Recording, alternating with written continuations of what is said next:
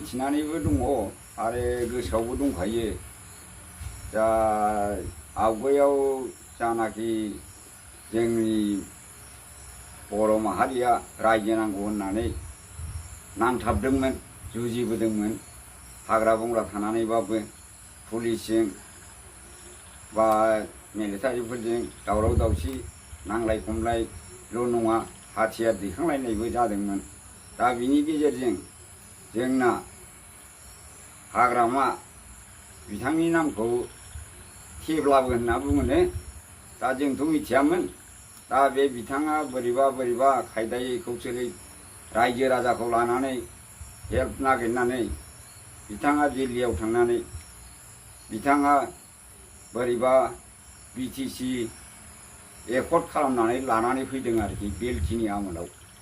दा बेफोरखौ जोङो मिथिगौ आरो रायजो राजाया। दा बिथाङा बे BTCखौ लाबोनायाव रायजो राजाया 10-15 बोसोरखौ गोजोनैनो रायजो खुंनाय बादि जादोंमोन आरोखि।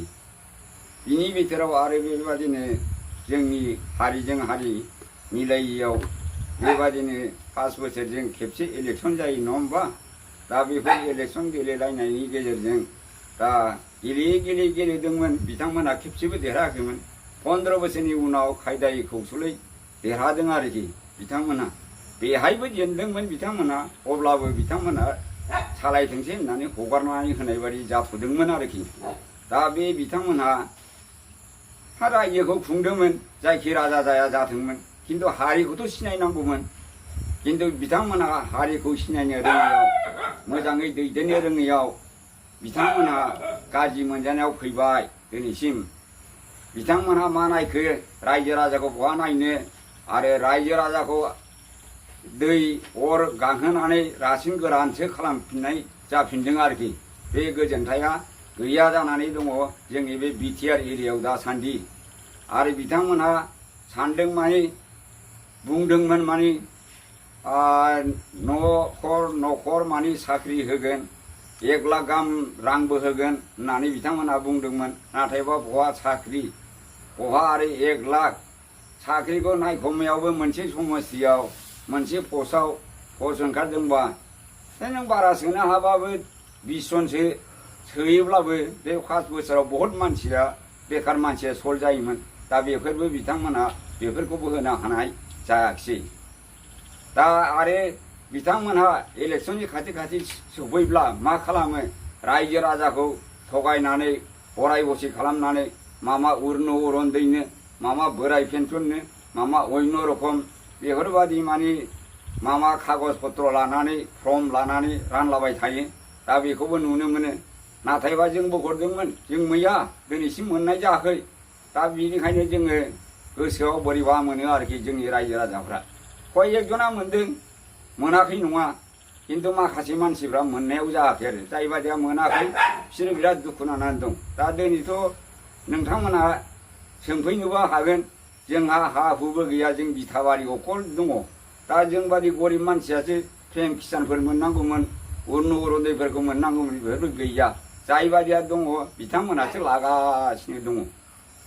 होमबा दिनैनि दिनावहाय नोंथांमोनहा बे बनरगाव समस्थिनि सिङाव थानाय रायजो राजा हिसाबै आं नोंथांमोनाव मोनसे कुइसन खालामनि।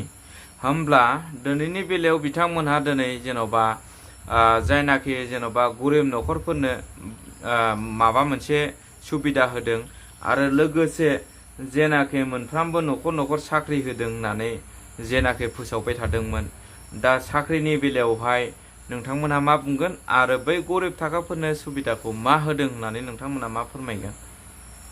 दा साख्रिनि बेलाखौथ' मा बुंबावनो, कयेकजननि बिथोराव बेबायदिनो साफा सानैया मोनदों खोमा खन्द'। खिन्थु बुंनो थाङोब्ला जोंनि बर' समस्थियाव गैया, जेरावबो होनो हानाय जायाखै।